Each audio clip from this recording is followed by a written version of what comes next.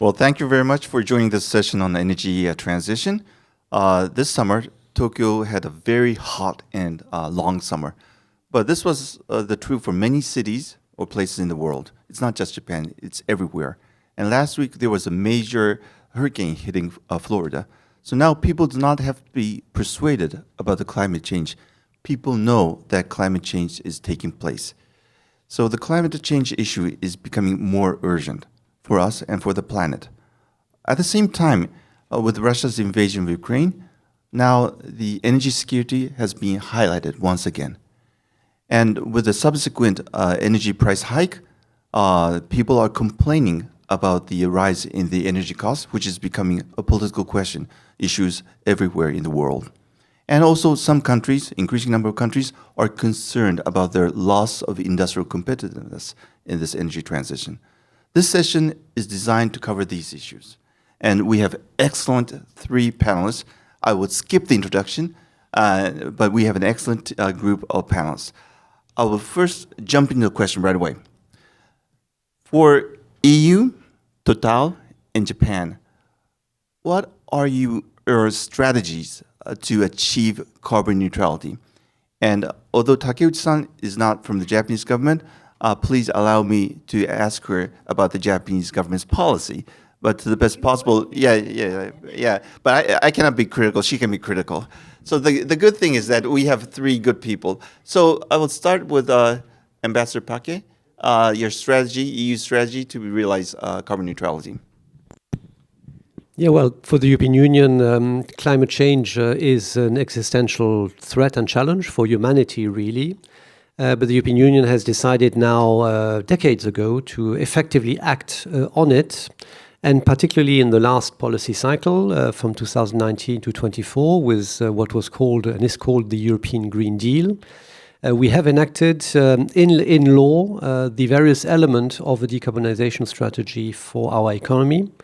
Of course, also engaging with partners around the world, because the European emissions are around 7 or 8% of world emissions. So what we do is, of course, critical, in particular in our leadership, but the real equation is much beyond Europe as well. So how do we do that? I think the approach is quite straightforward. It starts with setting a decarbonization or CO2 reduction target in law. So this is not an aspiration. This is not a political objective. This is set in law, in the European climate law. So reduction of 55% with a target, with a benchmark of 1990, so challenging a benchmark of 1990, reducing by 55% in 2030. Then we have, of course, the broader aspiration in this legislation of carbon neutrality by 2050.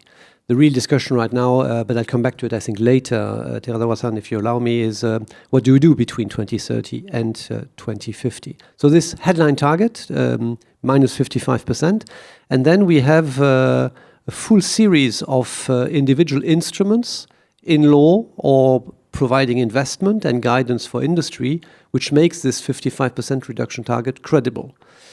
Starting with the ETS system, the emission trading system in Europe, which provides allowances for carbon emission quite generously at the outset, but now on the path to 2030 with the very stark reduction as of this year and next year of free allowances. So the cost of carbon will now increasingly have to be internalized by all industries across Europe, and with that adjusting their pattern of production with a much greater effort in terms of energy efficiency and, of course, use of renewable low carbon sources of energy. We have similar instruments for agriculture, for land use and planning. And we have also agreed, because we are, of course, not a homogeneous policy space, and we are 27 member states, we have also agreed, in addition to this ETS, an effort-sharing decision, which is also in law, where each member state, according to its specific circumstances, has its own target and needs to report on a biannual basis on this target with, in particular, energy and climate reporting requirements.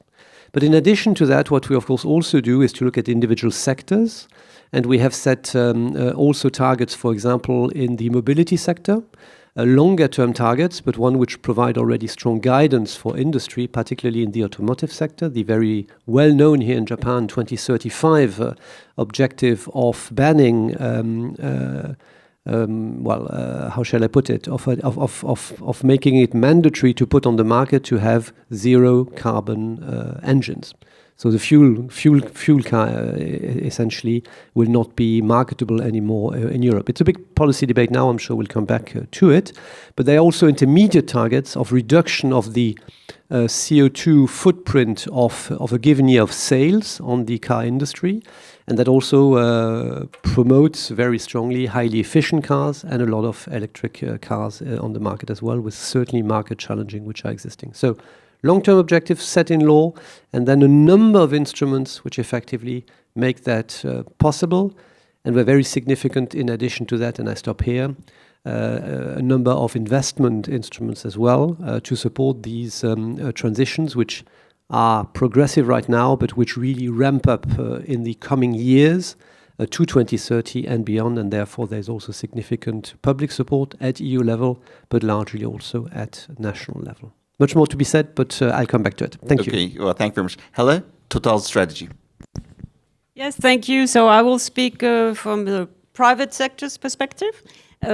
Corporate, international large corporation based in Europe but operating in 130 countries on a global scale. So first, we have the ambition indeed to reach net zero by 2050. We say together with society, because we're just one quote-unquote little company on a global scale, we cannot achieve carbon neutrality on our own. We need, society to follow on with initiatives like the one the ambassador just described. So that gives me also the opportunity to say that the energy transition is not just about supply, of course, it's also very much about demand. That being said, our strategy is very simple. We use the money we generate from our historical oil and gas activities to invest heavily in the clean power sector, also some gas-based power, and some new molecules, bio-based molecules, early stage hydrogen. So using money from the traditional activities to build a completely new division within the company. Because of that, because the size of our investments, we think we will be amongst the 5 largest private solar and wind companies in the world by 2030. Which really talks about the speed at which we are transforming the company. And then we did something pretty unique, which is 3 years ago, maybe 3 years and a half ago now, we actually have put on the web, you can find it on the web, a vision for what we would look like as a carbon neutral company in 2050. And our energy mix would be 50% electricity, clean electricity, solar and wind, and also storage.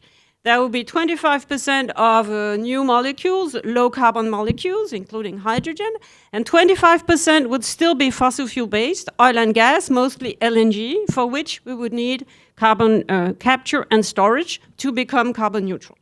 So this is a vision we've shared, and I'm happy to talk about it later, but it also just says that we're absolutely ready to play our role in the transition, and we hope to emerge as a leader. Thank you. Thank you very much. And then Takeuchi-san, about Japan. Yeah, thank you, Terazawa-san. I'm Sumiko Takeuchi, and just an independent researcher on energy and the environment and the co-founder of the U3 Innovation, which supports the startups in this area. Japan has made its commitment to carbon neutrality by 2050 in October 2021, and former administration, which succeeded Suga administration that established the carbon neutrality goal, made green transformation, or GX for short, as its key policy focus. In July 2022, GX Executive Council, chaired by former Prime Minister Kishida, was established, and I have been a member of that council. GX includes carbon neutrality, but what is important is the emphasis on the transformation. Achieving carbon neutrality is transformative shift greater than the 18th century industrial revolution, which unfolded over 70 years.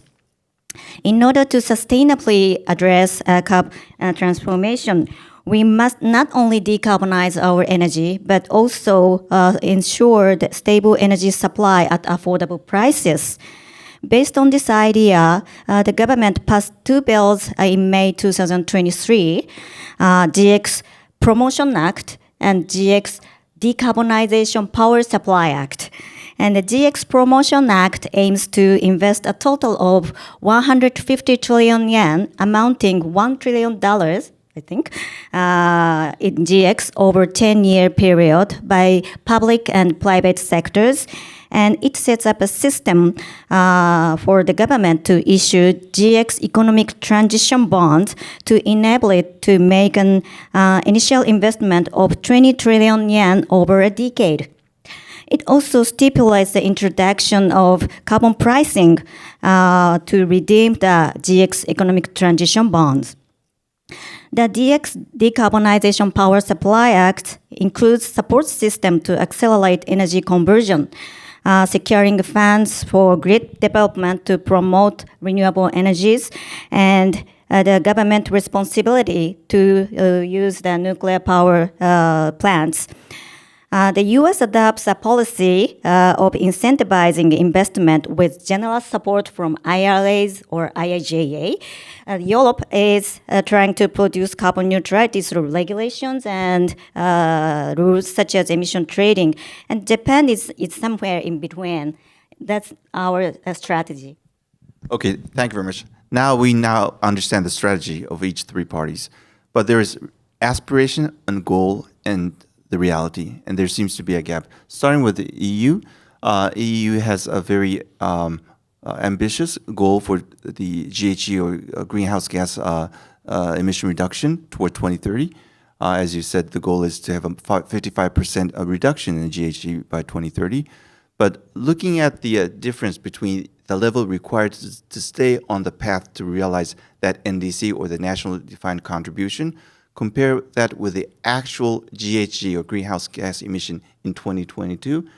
The EU's GHG emission is 20% larger than the level that is required to stay on track. How do you overcome this gap of 20% to realize your goal?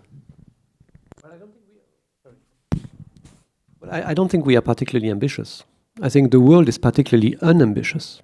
When you look at science, what is required to stay within 1.5 degrees, and I think we now know what 1.5 degrees means for humanity, for poverty, for people which are exposed, for our economies as well. We speak of the cost of the transition. Nobody speaks of the cost of the disruption and of the adaptation, which is one magnitude bigger, obviously distributed differently, but one magnitude bigger. So I don't think we are ambitious. And I mean, you need 42.5% reduction across the world by 2030. That's what science tells us. I mean, no one is on track except Europe, to be clear.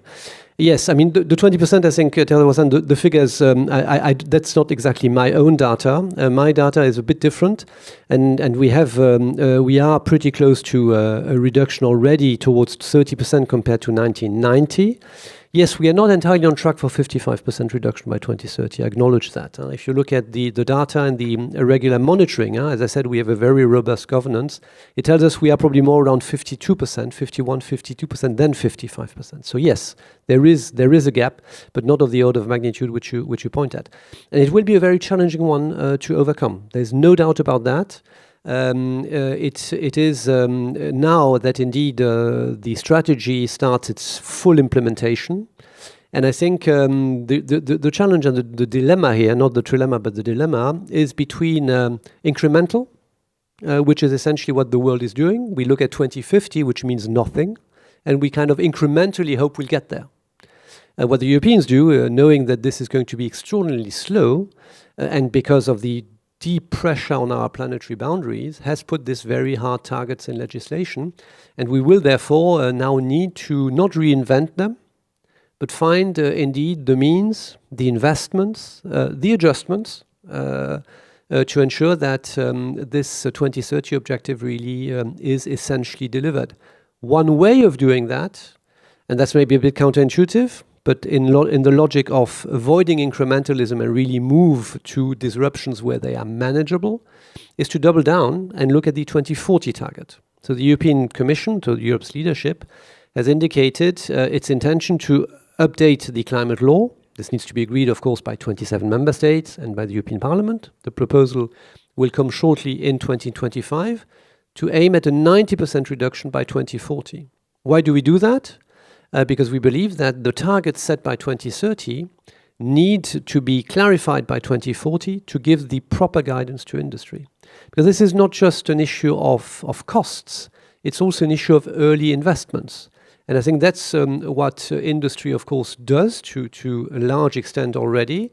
Industry does not always like it. And I think I'm not saying that we always got it right. So we really need to ensure that we get it right with industry, but also with society.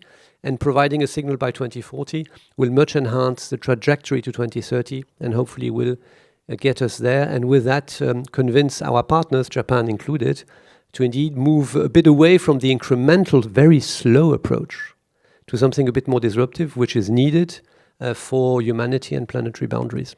Well, thank you very much. Just for the record or the fact finding, EU is certainly doing great, especially compared with the US. The US GHG emission as of 2022 is 28% larger than the level required to stay on path. And I can share with you, double check the figure for 2022. EU is in fact 20% above the path required to realize your NDC. And you're right, with strengthened policy by EU, your goal is to achieve 52% reduction by 2030, but 3 percentage point short of your goal. And also that assumes a massive maximum policy to put into place. So to be on the track, on the trend, the gap is certainly large. I'm not criticizing you, but I think we have to recognize there is a gap, and that is something that we would be addressed. And certainly, EU is trying to deal with this gap. Every country has this gap, but this is something that we have to recognize. And moving on to Helle, Total, as you said, is investing heavily in the clean energy technologies, but at the same time, you're investing heavily in oil and gas. On the surface, it appears contradictory. But how do you reconcile these two apparently contradicting policies? And to be more specific, you have a 2050 carbon neutrality goal, but you are investing in oil and gas fields as well. They have a long lifespan. How do you reconcile your commitment for 2050 with your investment in new oil and gas fields? Yeah, so they have longer lifespans, you're right. Just comment on this first, Terasawa-san. But as I just said, in our 2050 prefiguration, which I really think is unique, we still have 25% oil and gas in there. And I said we would need carbon capture and storage to neutralize emissions, both direct and indirect emissions from those activities. Back to the apparent contradiction, I think there is no contradiction. On renewables, we're investing heavily indeed. We will triple our renewable electricity production between now and 2030 as the COP, expressed that the goal should be. So at our little level, we will do that. But of course, we have customers today, and our customers today, they continue to use a lot of fossil fuel. And as much as we want to accelerate the build-out of the new carbon-free energy system, it cannot be done overnight. And in the meantime, we cannot unplug today's energy system because people need energy, governments need energy security, and if there is not enough supply, prices go up and everybody is unhappy. So the way we try to tackle that is 3 buckets in our investments. 1/3 is to maintain existing oil and gas fields because they deplete every year, so just a flat supply requires investment. The second bucket is new oil and gas investments because demand is going up on a global scale. And again, if there's not enough supply, prices will go up. And the third bucket is the one I've spoken about, is renewables, electricity, and low carbon molecules. And the size of that third bucket is huge compared to the investment that goes into electricity today in the world. So there are different scales here. We use a $100 per tons internal carbon tax, and we have extremely strict criteria that you can look up on the web for investing in new oil and gas projects. So we are very, very selective in the new projects. Great. Takeuchi-san, the current strategic energy plan we have in Japan is towards 2030. And that plan had the goal of reducing our GHG by 46%. But taking into account of the criticism from Ambassador Paquet, but at least in Japan, it was criticized by the other way to be too idealistic or unrealistic in Japan. And now the Japanese government is developing its next strategic energy plan towards 2040. What do you expect? What's your expectation for the next strategic energy plan? What do you want to have to be incorporated in the next strategic energy plan? Thank you. The biggest difference between the discussion leading to the seventh basic energy plan and those for the sixth one is the stronger recognition of importance of reality. As a researcher of energy policy, I believe that if a policy lacks in reality, it cannot be considered energy policy. However, in recent years, not only Japan, but also many European countries, have adopted energy policies that place a strong emphasis on climate change measures. While climate change is often seen as an environmental issue, but it is fundamentally an energy issue. Addressing climate change must go hand in hand with energy policy. However, the approaches to these issues are a bit different. Energy policy is typically shaped through the forecasting based on current conditions, while climate change countermeasures are developed by setting an ideal future vision and then backcasting from that vision. Yet in recent years, policy discussions have often followed this backcasting method, and the sixth basic energy plan was designed to align with the CO2 reduction targets. So it assumed a decrease in energy demand, which would be largely met by renewable energy and existing nuclear power plant. However, given Japan's geography and natural conditions, rapid expansion of renewable energy is challenging, and the use of existing nuclear plant requires careful engagement with local communities and a lot of work associated with going through the regulatory processes. As such, the sixth plan was understandably criticized for its feasibility. So I hope the seventh basic energy plan, on the other hand, should acknowledge the likely increase in electricity demand driven by the use of generative AI and resurgence of semiconductor industry. Additionally, energy crisis after the invasion of Russia into Ukraine made energy security an issue for each country. So that's the biggest difference between the sixth one and the seventh one. Okay, well, thank you very much. Now, Takeuchi-san laid the groundwork for the next question. In the energy sector, there is a so-called energy trilemma. For those who are not knowledgeable about this concept, the energy sector would have three goals. One is to enhance sustainability. The second is lower cost. But the third is to enhance energy security. It is often argued that achieving these three goals simultaneously would be difficult. And that is the reason why people often talk about the energy trilemma. So this is the general perception. And I would like to ask Ambassador Paquet about this issue. Through the press reports, we understand there has been a large farmers' protest against various policies in EU, including the climate-related policies. And looking at the recent elections in Europe, including the European Parliament, the ultra-right wing seems to be advancing, and they may be against the climate change issues through the press. And also, with the budget constraints, we witness many scale down or cancellations of support for energy transition, including the cancellation of subsidy for battery EVs. So with those developments, political developments and budgetary constraints, are we witnessing a change in European policy towards energy transition or climate change issues, or at least are we seeing a slowing down of those policies? Yes and no. Yes and no. We are certainly adjusting. I think maybe I can try to use this meeting to put an end to this myth that the farmers' demonstration of spring were about climate change. This is not the case. They were not at all about climate change. They were about environmental legislation, not climate change legislation. They were also about the cost of living and the revenue which you don't make in many places in Europe out of your activity as a farmer. And that needs to be addressed. It was not a climate protest. But yes, indeed, they are, and I said it earlier on, our overall setup is now starting to bite. That's absolutely true. Now is the moment where indeed some of the changes which are mandated by legislation, not in a micro level, the choices remain for society, cities, regions, member state and industry to make, but the trajectory now makes them even more challenging.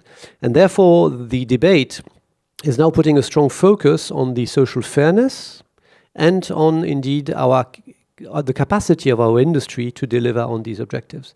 And honestly, I would say rightly so. The Green Deal, when presented in 2019, the crux of it was, this is Europe's economic and growth policy. Yes, in the last 5 years, we put in place the framework. So there was a lot of legislation with all these very specific targets to move society and to move industry and economic actors. But the reality is that from the outset, this was also meant as ensuring that Europe creates the industries of the next decade, and at the same time, therefore, cover sustainability, very ambitiously so, covers indeed security of supply. I still don't understand how we can think that oil from the Middle East is our security of supply. I just don't get it. Yes, clean energies have dependencies as well. That's certainly something on which work takes place, and more work needs to take place, including between Japan and the European Union.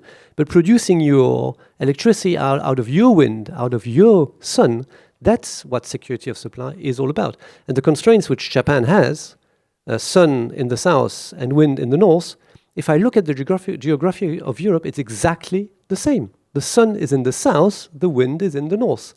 And yes, you have several grids. We had 27 grids. So I think the challenges exist everywhere. And I think what we are now trying to, or what we are now, and that's really also the mandate for the next 5 years, the mandate from the European elections, the mandate from the people of Europe. In 2019, the main headline was Greta Thunberg and the Green Deal. And that really created maximum momentum for that policy-making phase which we now just had. The discussion now is much more indeed on the social fabric of our societies. I think that's absolutely one of the central topics in which sustainability, energy poverty, environmental health risks play a major part, but we also need to address them with economic growth and with competitiveness, and indeed the demand on our industries. And I'm not speaking of Total, which will deal with it. They are firstly very good, as we hear, but they're also very rich, even when they start to phase out fuel. So don't worry about them. The challenge is really the hard-to-abate industries, the energy-intensive industries. They are deeply challenged, and this is also very much where the focus, I think, will be in the next phase. Okay, well, thank you very much, Helle. The next question goes to you.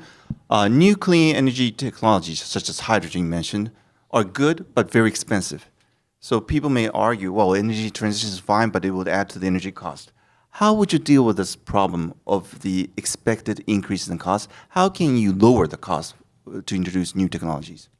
Yeah, so thank you, Ambassador, for the kind words on us. And unfortunately, I'm going to disappoint the audience, but we cannot on our own lower the cost. I can give you some ideas and things we're working on. We are known for being very cost disciplined as a company, so we focus on spending as little as we can on delivering the energy our customers need. But there is not, an easy solution to this question. First of all, I think it's important to just realize and accept that today clean technology is expensive. Hydrogen, for instance, is not mature, so it's in a scale-up phase, and therefore, as an immature technology, it's not cost competitive.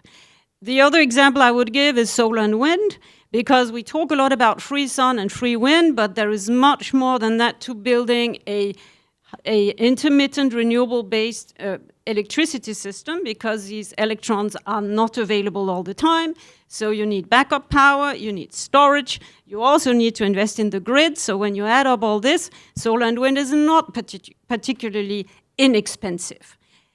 What would help in relative terms is, of course, a generalized carbon tax, because then the fossil fuels would appear more expensive if everybody had a carbon tax. Europe has one.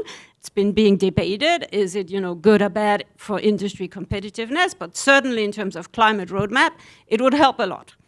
Other than that, the cost issue to me is really a question for society, for each country. It's a question of arbitrage. What do people in the country want? And of course, it's also a question of sovereignty, because yes, China dominates solar panels, but do you want to have only Chinese solar panels in your country, which may lower the cost? Or do you want to try and revitalize a domestic solar panel industry? What we work on as a final comment is scale, because scale is always good in addition to cost discipline. We are participating in a 30 gigawatt solar and wind project in India, where there's a lot of space, deserts and space. And 30 gigawatt solar and wind farms are for sure more cost competitive than the 200 megawatt we struggle to get off the ground in Europe. So that is, one reason for optimism: scale, cost discipline. And the last one I would say is automation and AI. I think it will contribute to cost decreases in the energy industry over time. Okay, then to Takeuchi-san, to deal with this trilemma, there could be policy, there could be business strategy, there could be innovation, or probably all three are important, but in view, which one of the three is most important for you, and give us the reasons why? Yeah, thank you. And it is written into the Paris Agreement that current technology are not sufficient to deal with climate change, and that what we need innovation. What policies can do is play a supportive role to creating the conditions to for green business to grow. To boost while engaging in policy research and advocacy, I also believe that it is business and innovation that will play the leading role in changing society. So I set up a company to support startups in the energy and the environmental sectors. So since there is no silver bullet that to increase the success rate of the startups, I believe that first step is to increase the number of startups. To boost the number of startups in the energy and environmental sectors, we have established a platform where people can pitch their ideas or facilitate collaborations between startups and government, municipalities, or large corporations. Yeah, we currently have over 1,300 individual members and more than 560 participating companies, and those numbers are still growing. As open innovation is the crucial to tackle climate change, I believe the activities of such platforms are at most of importance. Okay, great. There are so many issues that we have to address. The next question is about the Global South. We have been talking about the advanced economies, EU, France, and Japan. But the fact is that while the advanced economies have already succeeded in reducing their GHG emission, there is an increase in GHG emission among the Global South. And if we are to succeed in realizing carbon neutrality planet-wise, we need to succeed in dealing with the GHG emission among the Global South. And we cannot force them. We have to win their hearts and souls. And we have to ensure that the Global South will be a true member of this realizing carbon neutrality. In this regard, EU has been a leader in talking about the necessity to be engaged with the Global South, and I respect EU's leadership in that. But what are the specific actions or policies EU will put into place to ensure that while the Global South would succeed in reducing their GHG emission, but also realizing their aspiration for growth and rising living standards?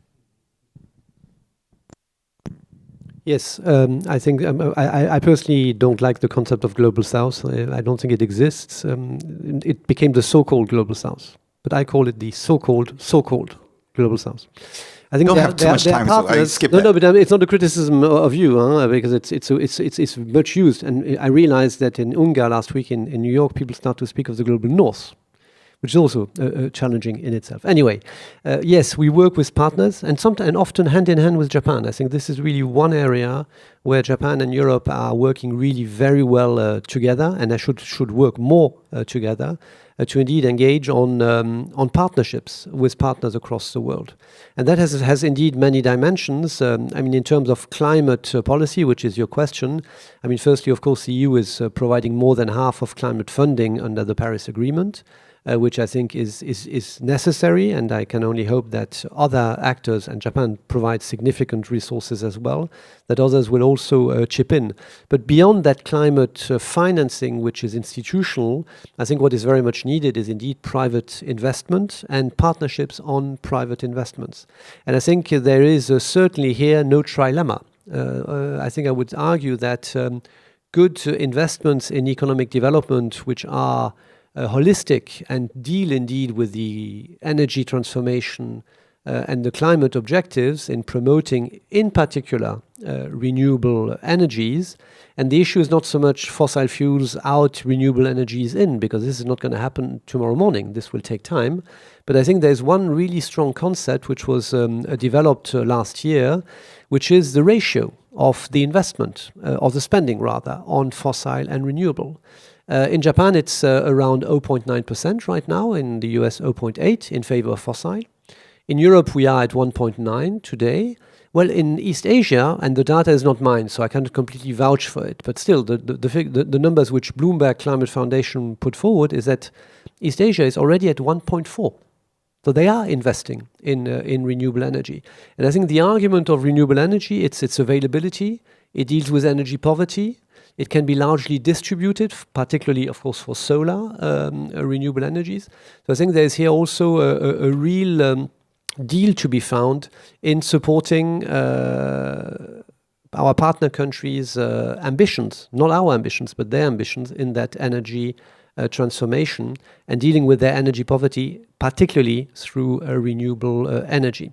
I think what is also part of the discussion is one of supply chains. I think there is a real need to work with our partners also on investing, European, Japanese investment in critical raw materials, but make a much better offer than others by doing indeed some mining, but also processing, and ideally creating energy industries or supporting the creation of energy industries in these countries. This is where hydrogen, which is a niche thing, hydrogen is not the magic wand of energy transformation, contrary to what was hyped a year or two ago, but it's still maybe 8 or 10% of it.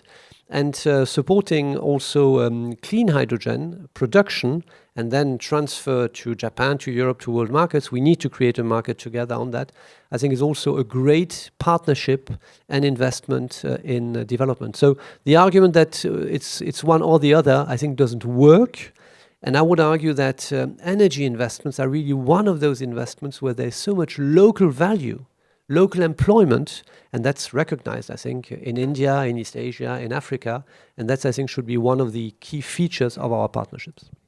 In the interest of time, I do have follow-up questions, but I only have 5 minutes to go. So, Helle, a question about Total. Total has been serving in 130 countries. Apparently, you are providing energy for the so-called Global South as well. So from your business, what do you find in the demand coming from the Global South? What, in terms of volume or in terms of nature of energy, what do you find from the Global South, the so-called Global South? Thank you for the question.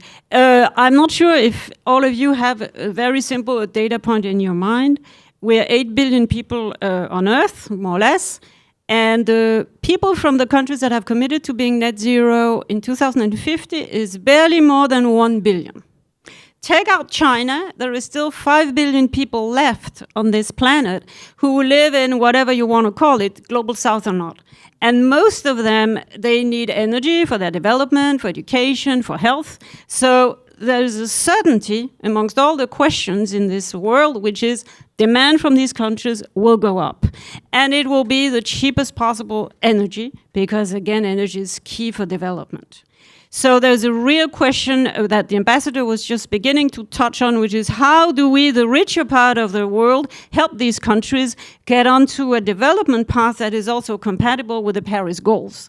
I have a data in mind that 70% of the world's greenhouse gas emissions come from non-OECD countries. So if we don't help those countries on a, let's say, Paris-compatible development path, we will all be in dire straits. What we do as a company is invest in these countries massively. I mentioned India, solar and wind. We're also investing in LNG infrastructure in India. We do oil and gas projects in Africa, and for all the new ones, we've now committed to do renewable energies in the same country to help the countries become multi-energy. So we do solar, wind, even hydro. There's a lot of hydro in Africa, and I could go on. The last very important thing we believe is clean cooking, because there's a lot of issues around health, environment, and women linked to cooking in Southeast Asia, India, and Africa. And we've launched a program where we want to touch 100 million people between now and 2030 and invest $400 million in clean cooking solutions. Okay, great. And next to Takeuchi-san, for Japan, Southeast Asia is so close to us, and the former Prime Minister Kishida promoted the idea, the concept of AZEC, Asia Zero Emission Community, and actually was followed by the new Prime Minister Ishiba. Last week he was in Laos to attend the ASEAN-related meeting, and he hosted the AZEC-related leaders meeting. So what's your expectation for AZEC, Asia Zero Emission Community, in your view? Thank you, Teresa-san. And let's have a look at why AZEC was established. Yeah, while the world shares the goal of achieving carbon neutrality, the pathway to reach that goal vary greatly by region and country. Asian countries are often separated by ocean, making energy sharing difficult. And furthermore, Asia is less suitable for renewable energy than Europe, very unfortunately. So while we are promoting the expansion of renewable energy, technologies like low carbon thermal power generation are also important. In July, I visited a coal-fired power plant near Nagoya that was experimenting with replacing part of its fuel with ammonia. And I heard that so many observers from Asian countries are visiting to learn from that experiment. At COP26 in the UK, former Prime Minister Kishida faced a significant criticism when he stated that Japan would collaborate with Asian countries on the development and deployment of the low-carbon technology for the thermal power generation. However, this technology is crucial for Asian countries. So with the establishment of AZEC, Japan has entered into the technical cooperation agreement with various countries. So I expect that Japan aims to present a path towards the carbon neutrality tailored to Asian unique circumstances. Great. I understand Ambassador Paquet may have a different opinion, but I'll open the questions for the floor and to the online. Starting with you, please. Identify your name, and please identify to whom you're making the question. Don't make a comment or a speech, just a question. 30 seconds. Yeah. I'm Matteo, a student of GLOBIS University. I have a question related for Europe. And it's really possible to reach the goal of Europe for 2035 about sustainable mobility. I'm asking this because of some recent CEOs asking for being more flexible, and because BEVs hold a market share of only 30% right now, and in mid-June they accounted only for 50% of new sales cars. The next question, Yub, please. 30 seconds, strict. Romain Caillot with SIPA Partners. What role for the nuclear industry in the energy transition? Thank you. Question to whom? To anybody. Well, no, actually, I'd like to hear about Japan and Europe on the topic. Okay. The third question from you. This is Bradley Wargo from the US. And my critical question is, what are we doing to solve the storage of energy? What kinds of energy initiatives are we seeing there? Because we have the availability of energy around the world, but how are we getting it from one place to another? To whom are you asking that question? Probably the EU and business as well. Okay. here, and I'll go on with the next round of questions. But I think we have enough questions now. So maybe starting with Ambassador Paquet. Yeah, the automotive equation is a very difficult one. I think there's no doubt about that. I think what we hear right now in the debate in Europe is much more about next year. And the trajectory of CO2 reduction, which is expected under legislation in 2025, which was predicated in part on a greater volume indeed of EV sales by major manufacturers in Europe. Now the situation is that some have delivered and they are good with the legislations, others are late and have not delivered and will therefore be impacted and would under the legislation face significant fines. So that's the bulk of the discussion right now is about that. But yes, the discussion has also been, including during the elections, on 2035 and on whether that target of banning fuel cars is feasible or not. 2035 in terms of industrial adjustment is not tomorrow. And the challenge, I think, is to really now do the required investments. We just have also put in place a trade measure to reduce the impact of subsidized Chinese cars onto the European market. And I think the direction of travel remains to keep with this 35 objective, maybe with a few adjustments, but it's going to be indeed challenging for industry and public authorities, including at EU level, will need to put in place the instruments to do it alongside the industry. Okay, a question about storage to Helle. Yeah, it's a very good question. One of my favorite topics, because we waste so much renewable electricity because the grid cannot take it in. Even in Japan, we waste sometime on a sunny day 20% of the solar from Kyushu. So it would take me too long to answer your question, but we absolutely need storage. I think it's one of the areas where there is a lot of innovation, and it's very different solutions. If we're talking about hourly, storage, batteries can do it, and there are up to 15 different chemistries and solid state and so on. We own a battery company in TotalEnergies, and then longer duration storage solutions. So we need all of them. And if you want to put your money into something, which is going to be good for society and potentially a higher payout, I would definitely put storage on the list of the startups to my co-panelist here. The challenge is also systemic. It's about the grid and the management of the grid. And the intermittency of renewable energy has been a major challenge historically. But if you look indeed at the deployment at scale, and if we fix the grid, and then also with AI solutions, with more and more cars plugged into the system, there's going to be much less impact of that intermittency. The storage will still be required at scale, but not the scale which we thought it would be. And so we need to combine investments in storage, renewable, with a lot of innovation, but also invest massively in a smarter grid to ensure that we manage it also systemically, not just point by point. Okay, a question about nuclear to Takeuchi-san. Yeah, thank you. I think it's obvious that nuclear power is the essential means to simultaneously achieve carbon neutrality and energy security and decarbonization. And I would like to inform you that the main reason that for the stagnation in the construction of new nuclear power plant in OECD countries over the past few decades is a result of electricity deregulation.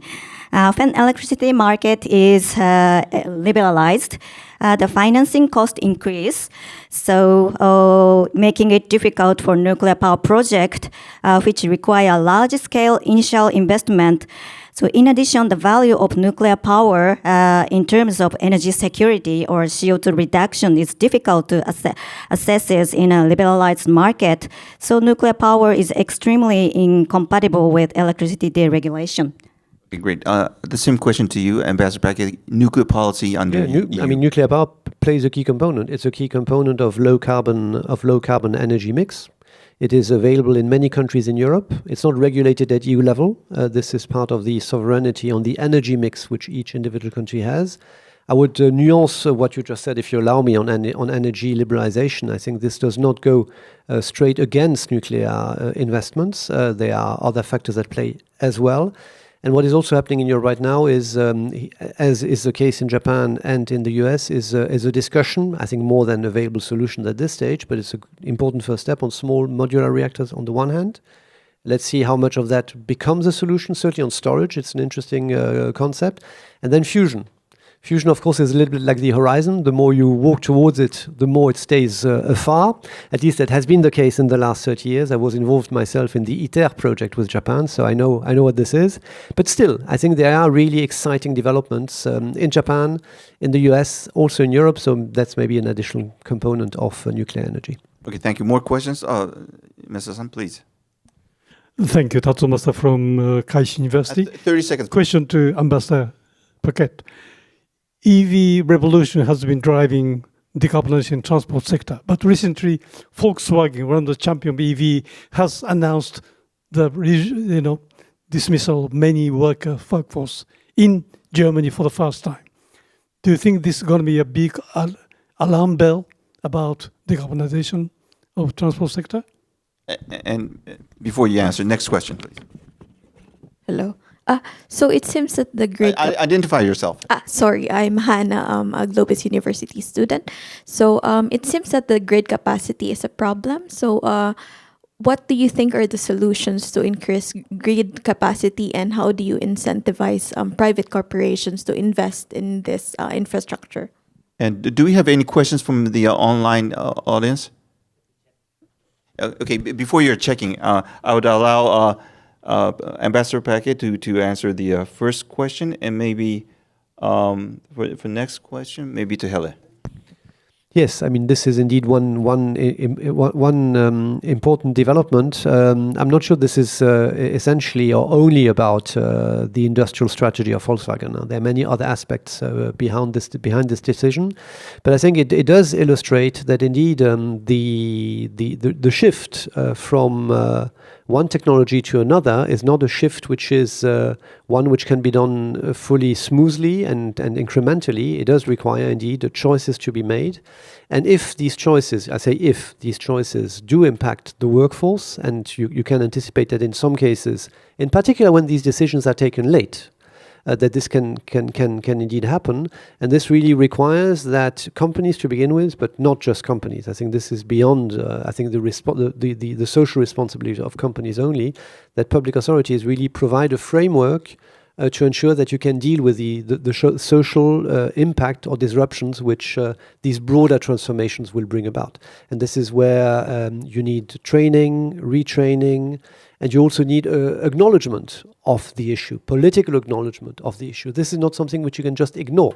I think we've ignored in Europe, I must admit, a little too long the impact that globalization and international trade has had already. This has nothing to do with climate and energy transformation.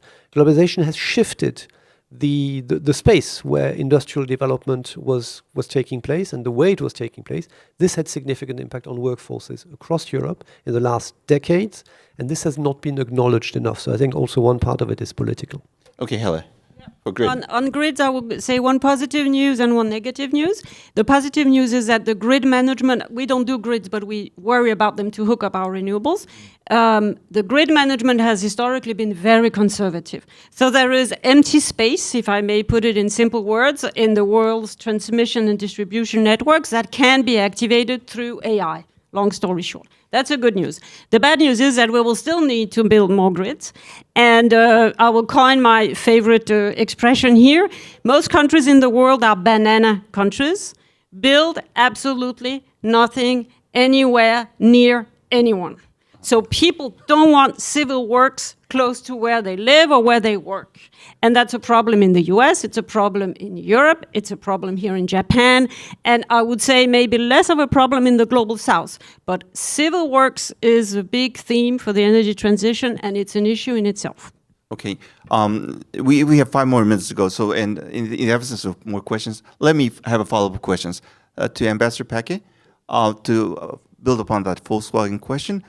It appears with the recent issuance of the so-called Draghi report. Mr. Draghi was the former president of ECB. He came up with a report, and it was reported through the press that more emphasis is put for industrial competitiveness.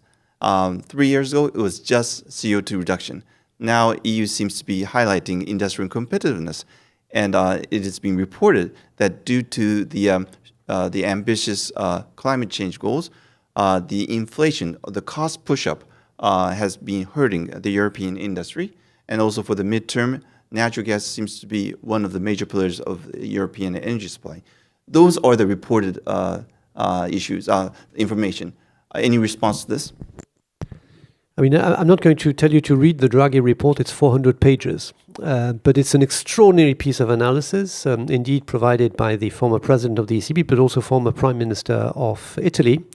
And essentially what Mario is saying is that if we want as Europeans to preserve our economic social model, the fabric of our society, as I said earlier on, if we want to indeed preserve our sustainability and climate policies, and if we want to preserve our capacity to invest in our own security in this completely different world we unfortunately now live in but with the Russian war of aggression on Ukraine in particular, we need growth. We need economic value creation.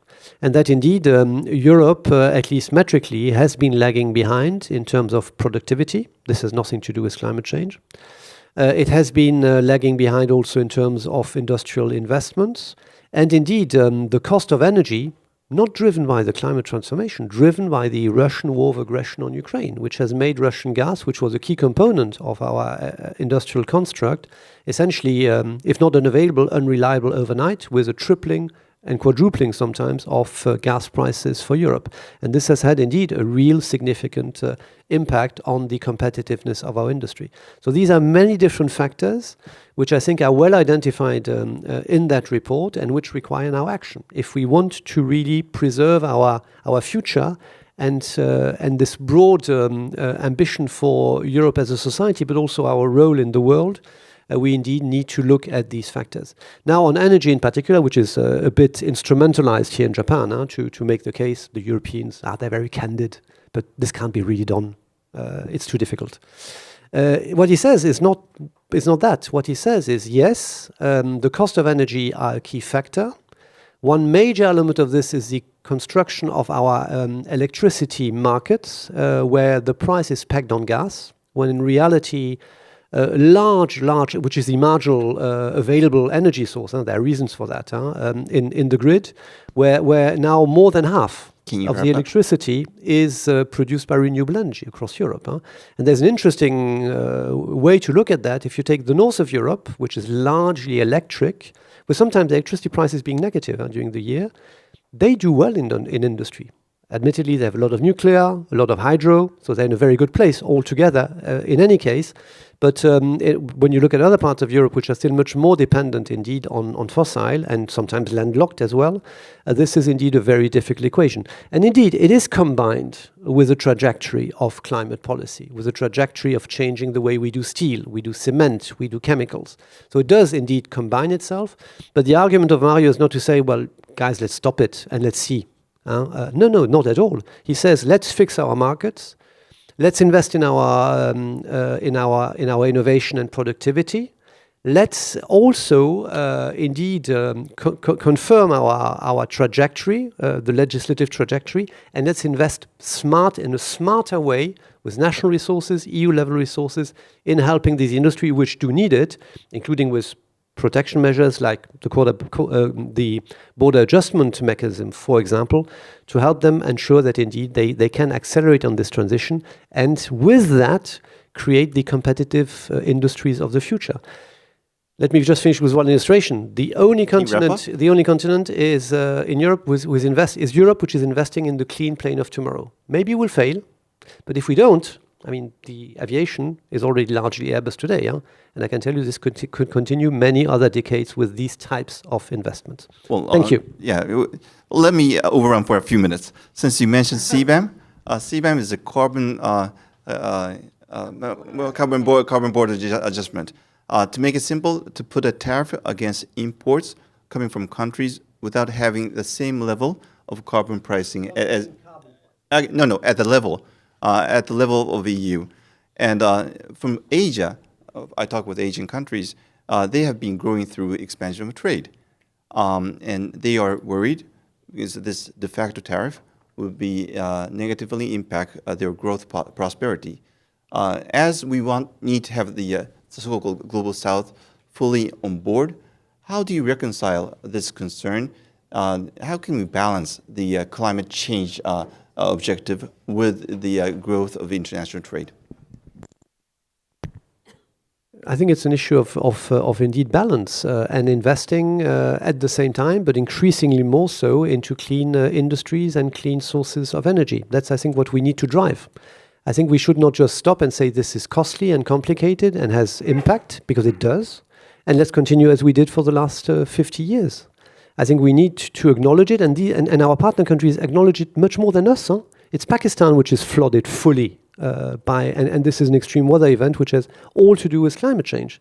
It is people who die in India because of extreme heat. Huh? So their leadership and societies are very much committed and keen to progress on that agenda.